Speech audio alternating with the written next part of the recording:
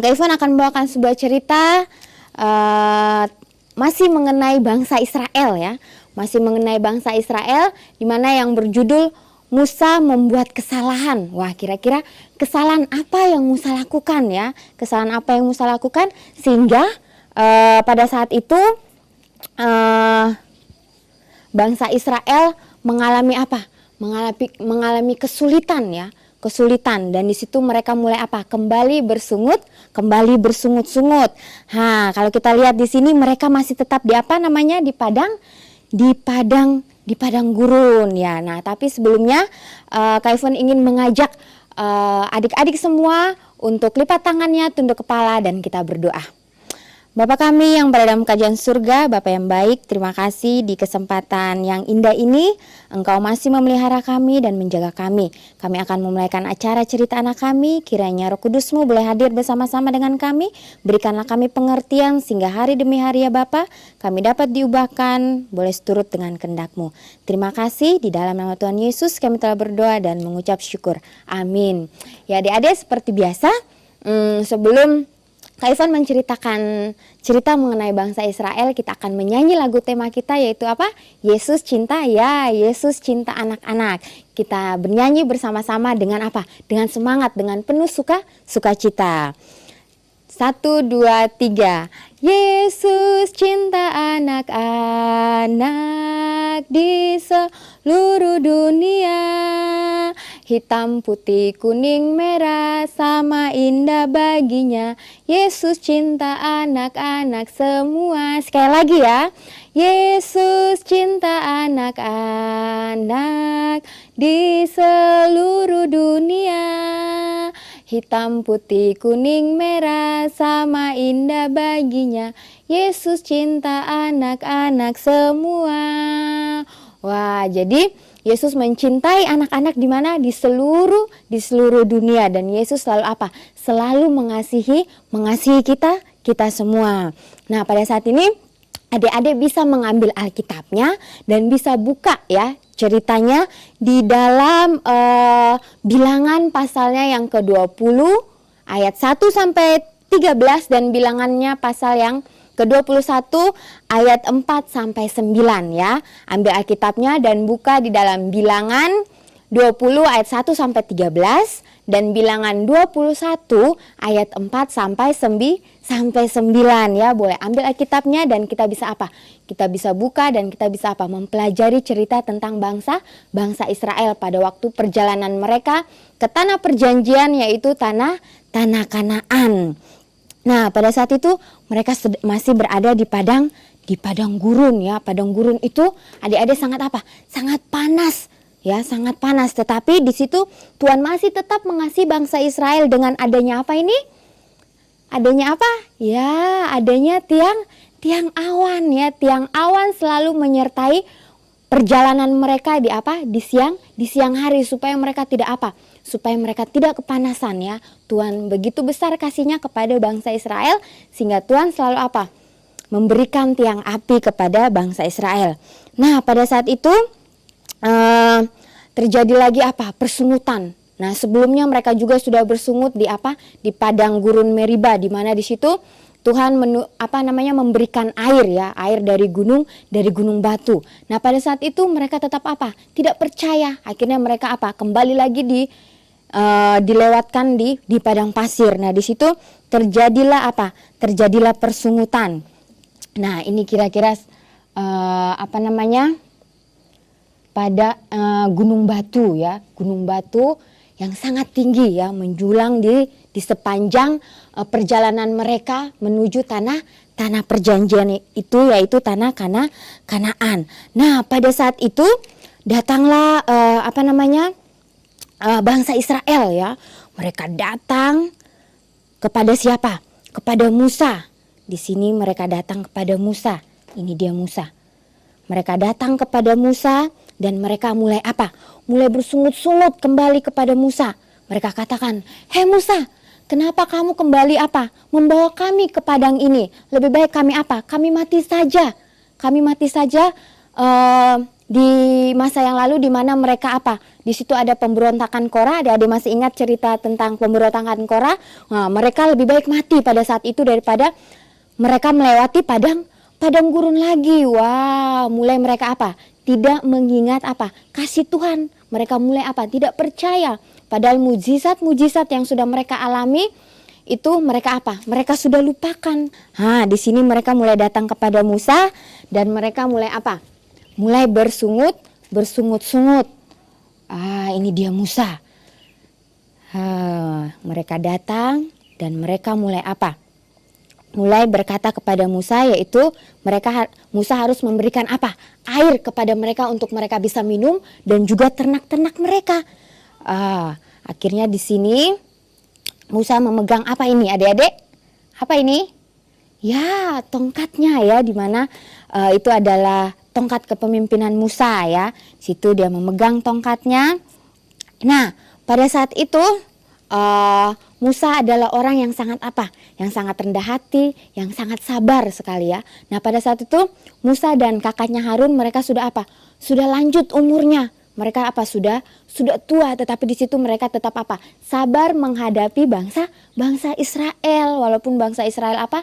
Tegar tengkuk, tidak percaya dengan apa? Mujizat-mujizat masa lalu yang sudah diberikan Tuhan kepada bangsa ini. Nah, akhirnya pada saat itu Tuhan memanggil Musa dan Harun ya. Tuhan memanggil Musa dan Harun untuk apa? Untuk memberikan mereka air ya, untuk memberikan mereka air. Pada saat itu Tuhan bilang kepada Musa, "Hei Musa, kamu cukup apa? Berbicara ya kepada gunung batu itu sehingga air akan apa? Keluar dari gunung batu itu." Nah, di situ Musa apa? Musa di situ suatu pergumulan bagi Musa ya, di mana dia dalam keadaannya yang sudah tua. Di situ dia apa? Mulai mulai kesabarannya ini dicobai, kesabarannya ini diuji ya, kesabarannya mulai diuji. Akhirnya di situ Musa mulai berdiri di samping gunung batu ini. Kemudian di situ Tuhan bilang apa kepada Musa? Berbicara ya, berbicara kepada apa? Kepada gunung itu sehingga dia akan mengeluarkan apa? Air kehidupan. Nah, di situ akhirnya Musa bilang kepada bangsa Israel, "Hei bangsa Israel, bangsa yang apa? Bangsa yang tegar tengkuk, bangsa yang keji. Kenapa engkau bersungut-sungut kepadaku?" Akhirnya di situ Musa apa? Mulai tidak mengendalikan apa? Amarahnya. Dia apa? Dia mulai marah, tidak mengendalikan hawa nafsunya. Dia apa? Dia marah kepada bangsa Israel. Akhirnya di situ pengendalian dirinya tidak apa? Tidak dikendalikan lagi dan dia memukul apa? Memukul batu. Memukul batu ini 2 kali ya. Padahal di situ Tuhan bilang engkau hanya cukup apa? Berbicara. Tetapi di situ Musa tidak dapat mengendalikan dirinya sehingga dia memukul batu ini 2 kali. Tetap mengeluarkan apa? Mengeluarkan air ya, gunung batu itu ya, mengeluarkan air. Walaupun Musa sudah melakukan kesalahan, tapi tetap Tuhan tetap apa? Memberikan apa? Curahan air itu, air kehidupan kepada bangsa Israel. Nah, adik-adik, di situ gunung batu ini kalau kita tahu di sini menggambarkan siapa? Menggambarkan Tuhan ya, menggambarkan Tuhan. Tuhan sudah menyerahkan kehidupannya cukup hanya sekali ya, cukup sekali. Pada saat sebelum mereka sampai ke padang pasir yang kedua ini, mereka berada di Meriba. Di situ Musa memukul batu itu berapa kali? Satu kali. Yang di situ juga melambangkan pengorbanan Yesus, di mana dia mengorbankan dirinya hanya sekali untuk menebus dosa manusia. Nah, di sini akhirnya mereka memuaskan akan keinginan mereka ya. Binatang mereka beri minum, anak-anak mereka, sehingga mereka apa? Bisa dipuaskan dengan air yang sudah Musa pukul itu dari gunung batu. Nah, pada saat mereka mulai berjalan lagi, ya, mereka mulai berjalan, akhirnya mereka berkemah, ya, berkemah di suatu tempat. Di situ mereka membuat kemah-kemah mereka. Iya, mereka membuat kemah. Ini bangsa Israel ya, mereka membuat kemah. Kemudian di situ, di tempat ini ya adik-adik, di tempat ini banyak sekali ular-ular ya. Ular, kemudian kalajengking yang apa? Yang ganas ya, kalajengking yang ganas. Dan di situ mereka apa? Mereka mulai ketakutan ya, mereka mulai ketakutan. Tuhan ingin memberikan apa? Tuhan memberikan mereka apa? Ujian lagi kepada mereka, karena mereka sudah apa? Karena mereka sebelumnya mereka sudah apa? Bersungut-sungut kepada Tuhan ya, bersungut-sungut kepada Tuhan. Mereka mulai tidak percaya kepada Tuhan. Akhirnya di situ Tuhan memberikan ujian. Mereka berkemah di padang gurun yang penuh dengan apa? Yang penuh dengan ular. Akhirnya banyaklah anak-anak yang apa? Anak-anak yang terjatuh ya, mereka karena apa? Karena disengat ular. Orang-orang tua yang terjatuh, mereka disengat ular.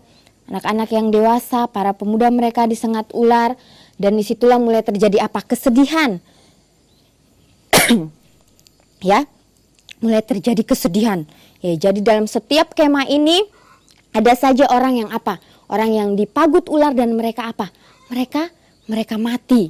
Ya, nah pada saat itu ada beberapa orang ya, beberapa orang yang datang kepada apa? Kepada Musa. "Hei Musa," katanya. Inilah Musa. Ya, Musa berdiri di sini. Para orang tua mereka datang. Ya, mereka datang kepada Musa. Mereka datang kepada Musa. "Hei Musa, tolong kami." Berdoalah kepada siapa? Berdoalah kepada Tuhan, kata orang-orang ini. Berdoalah kepada Tuhan. Kami mohon apa? Katanya, mohon ampun karena kami sudah melakukan apa? Kesalahan. Ya, jadi pada saat itu Tuhan memberikan ini sebuah apa? Sebuah pelajaran kepada mereka, sehingga mereka kembali lagi datang kepada siapa? Kepada Musa. Ya, kepada Musa untuk apa? Untuk minta tolong, untuk berdoa kepada Tuhan supaya ular-ular itu dijauhkan dari mereka. Dan pada saat itu akhirnya Tuhan berdoa kepada Tuhan. Nah, di situ Tuhan apa? Tuhan berbicara kepada Musa bahwa engkau harus membuat apa? Ular tembaga. Ya, ular tembaga engkau harus buat itu menyerupai ular. Dan engkau harus taruhnya di apa? Di tiang. Sehingga siapapun yang memandang ular itu yang berada di tiang, mereka akan apa? Akan sembuh. Ya, inilah dia. Ular tembaga itu ya. Ular tembaga itu yang dibuat oleh Musa dan ditaruh di tiang. Nah, siapa yang memandang ular itu dengan penuh iman dan dengan penuh kepercayaan, maka dia akan apa? Maka dia akan hidup kembali, dia akan selamat. Wah, akhirnya pada saat itu banyak orang-orang yang apa? Yang memandang ular itu, ya, memandang ular itu sehingga mereka bisa hidup kembali. Ya, mereka bisa hidup kembali. Wah, puji Tuhan, luar biasa ya Tuhan itu. Mereka bisa hidup kembali. Dan pada saat itu ya, mereka ada keluarga-keluarga yang sudah apa? Mereka bersuka cita karena anak-anak mereka, mungkin saudara mereka sudah apa? Sudah sembuh. Tetapi pada saat itu ada pula orang-orang yang apa? Tidak percaya. Masa sih kalau kita memandang ular tembaga itu kita bisa hidup? Mereka tidak percaya. Nah, akhirnya mereka apa? Mereka binasa. Ya, dikatakan di roh nubuat bahwa orang-orang yang tidak percaya dan tidak memandang kepada ular yang sudah Tuhan suruh Musa buatkan itu, akhirnya mereka apa? Mereka binasa. Ya, mereka binasa oleh karena mereka tidak percaya. Walaupun mereka memandang ular ini, tapi mereka masih ragu-ragu, mereka tidak akan apa? Tidak akan sembuh. Ya, mereka tidak akan sembuh karena di situ Tuhan ingin menguji penyerahan diri mereka sampai di mana mereka mengasihi akan Tuhan. Nah, pada saat itu akhirnya mereka apa? Mereka mulai percaya kembali bahwa mujizat Tuhan itu apa? Nyata terhadap mereka. Walaupun ada sebagian orang yang apa? Yang tidak percaya ya adik-adik. Ya, jadi adik-adik di sini suatu pelajaran yang indah yang bisa kita ambil ya. Yang pertama, bahwa pada saat Tuhan menyuruh Musa, ya Tuhan menyuruh Musa untuk untuk berbicara kepada batu itu untuk mengeluarkan air, tetapi di situ Musa Musa tidak menurut, ya Musa tidak menurut, tetapi di situ Musa Musa mulai mulai menyadari bahwa itu adalah kesalahan dia. Dia datang kepada Tuhan, ya dia datang pada Tuhan, dia minta ampun kepada Tuhan, dan Tuhan mengampuni dia. Walaupun dia sudah membuat suatu kesalahan, tapi dengan penuh penyerahannya, dengan penuh kerendahan hatinya, Musa datang, dia berdoa untuk minta ampun, dan Tuhan mengampuni dia, ya mengampuni dia. Dan pada saat itu juga, pada saat bangsa Israel mereka sudah tidak percaya dengan mujizat Tuhan, tidak percaya dengan kuasa Tuhan di situ. Mereka harus dikasih pelajaran dulu, ya mereka dikasih pelajaran dengan mereka dengan dipagut oleh ular yang ganas di padang gurun. Nah di situ mereka mulai mereka mulai lagi